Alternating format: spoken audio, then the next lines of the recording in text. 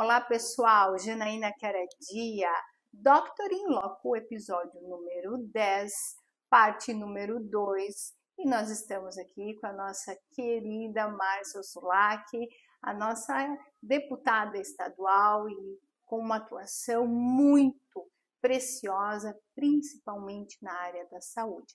Se você quer saber um pouquinho mais sobre a formação dela, nós gravamos a parte número 1, vai lá, acompanha que está sensacional.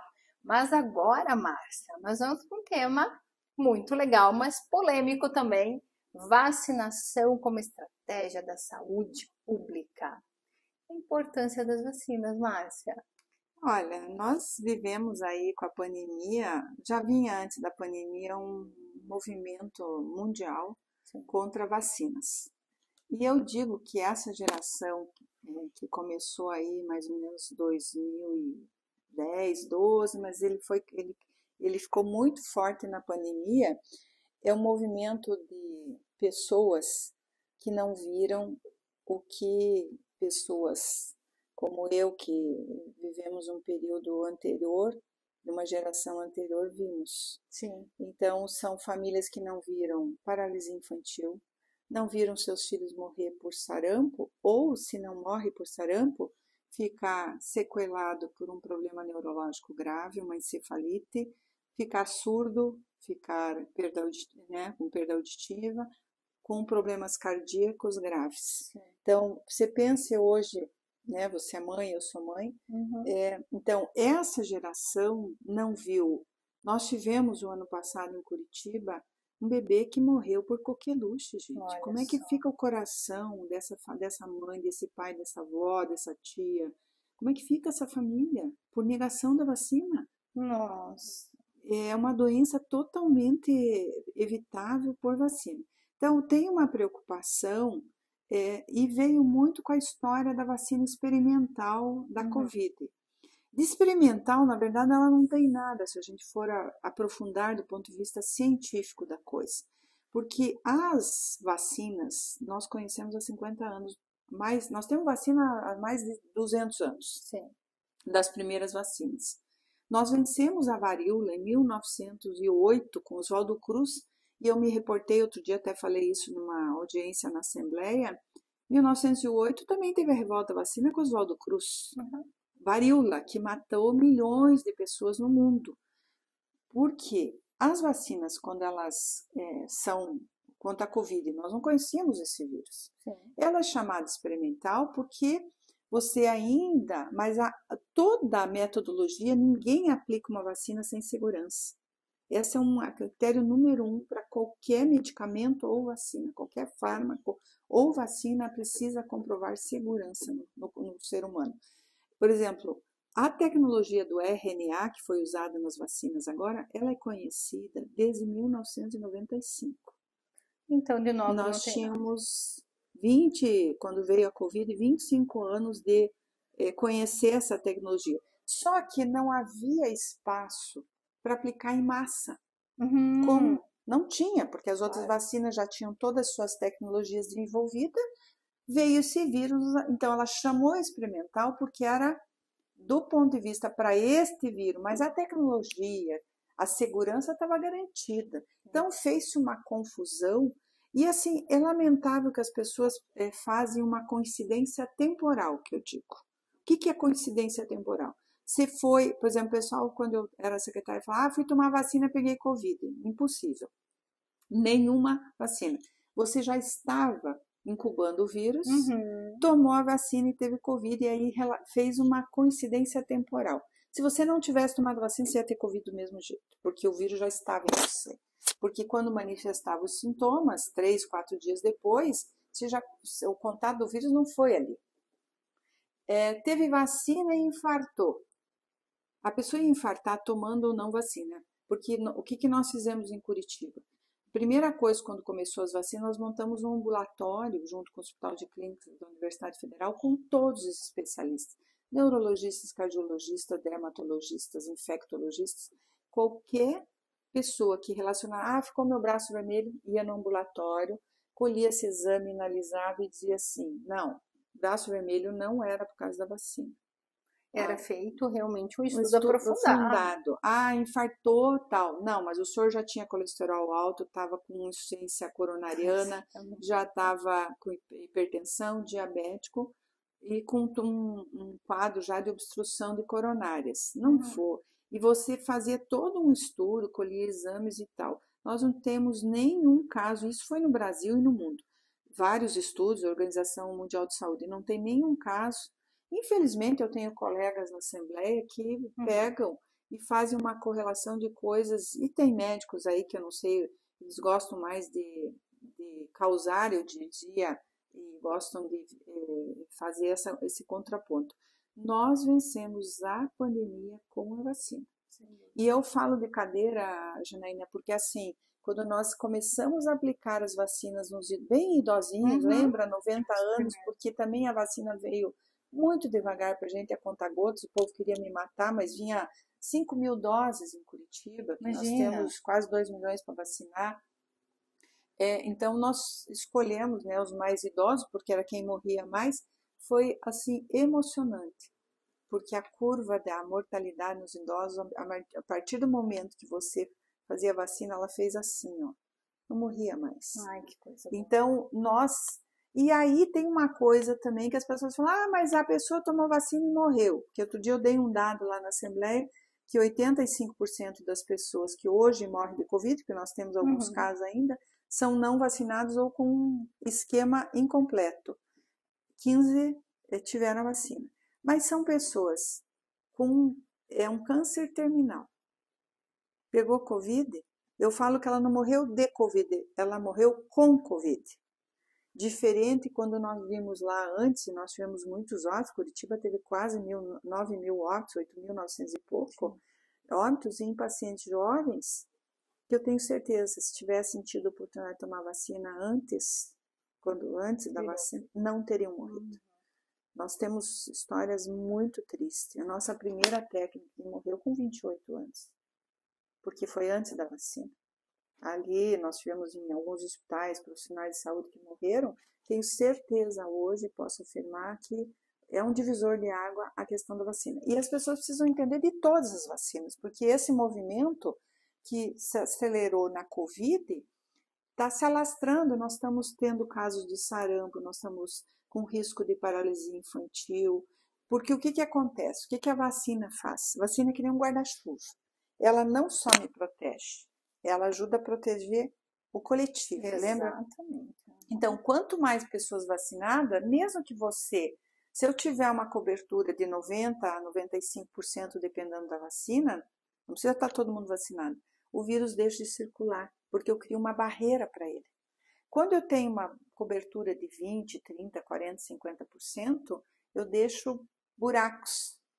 E o que acontece com o vírus que o cidadão precisa entender? Todo vírus que vem para o meio humano, como nós temos os vírus do sarampo, da hepatite, paralisia infantil, são vírus.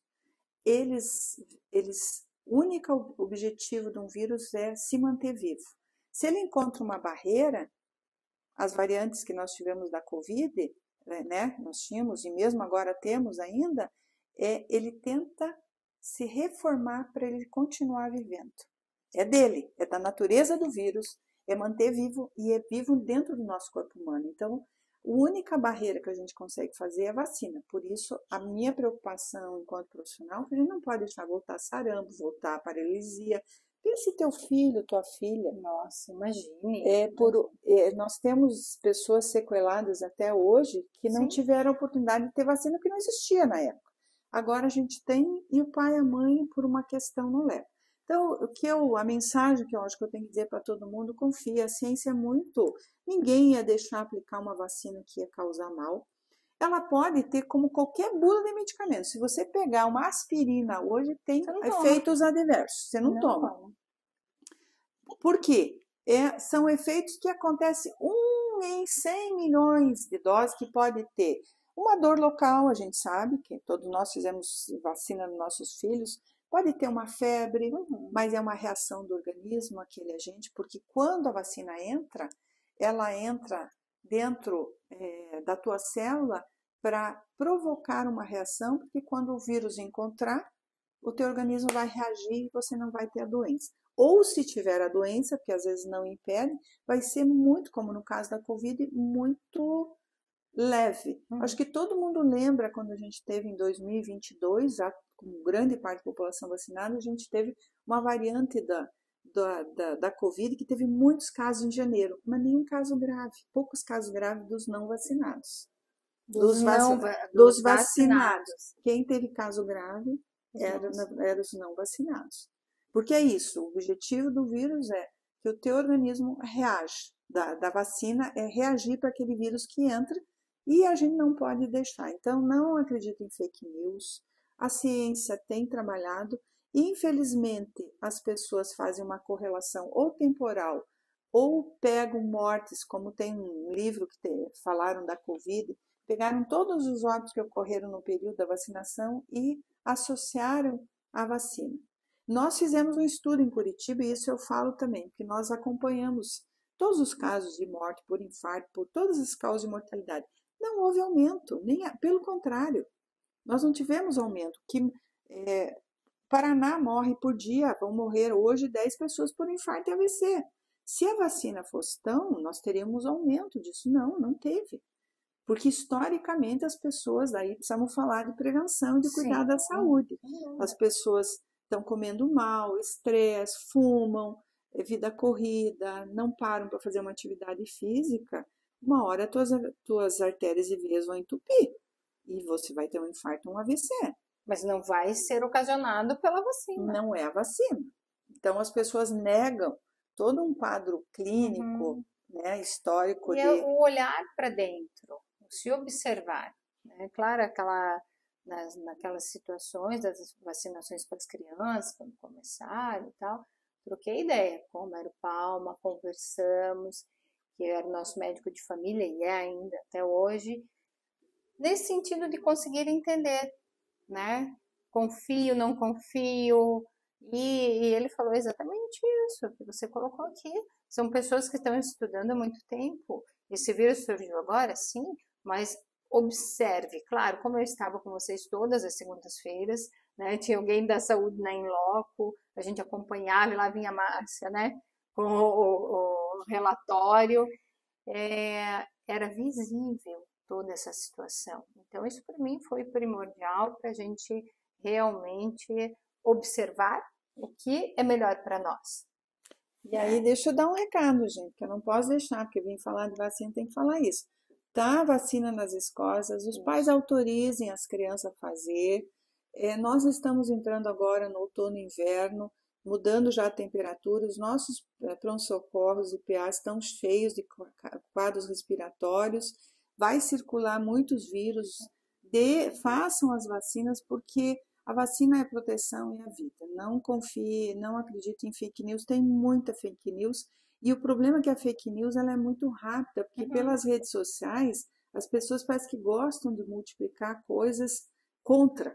Né? Tem um movimento... E não investigar a fonte. Nada, entendeu? Isso que é importante, então, Márcia, calendário vacinal, observar e verificar se está em dia. Olha, hoje a maior parte dos serviços tem aplicativos, Curitiba Saúde já, se você tem dúvida, você entra no aplicativo, ele já te diz se tem vacina atrasada, se não tem, quando que você vai fazer a próxima dose, enfim.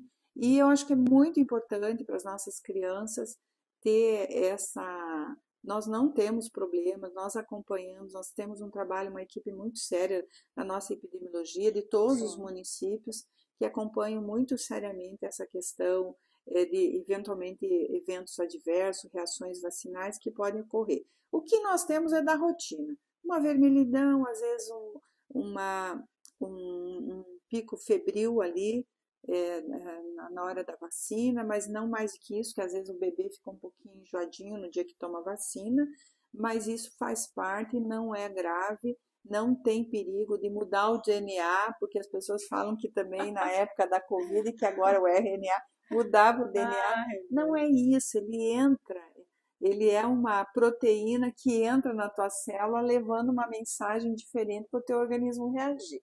Então não tem, a ciência trabalha e nenhuma agência ia liberar uma vacina que não garantisse segurança. E quem está falando aqui conosco, pessoal, já encerrando a parte número 2, é alguém que vocês viram na parte número 1.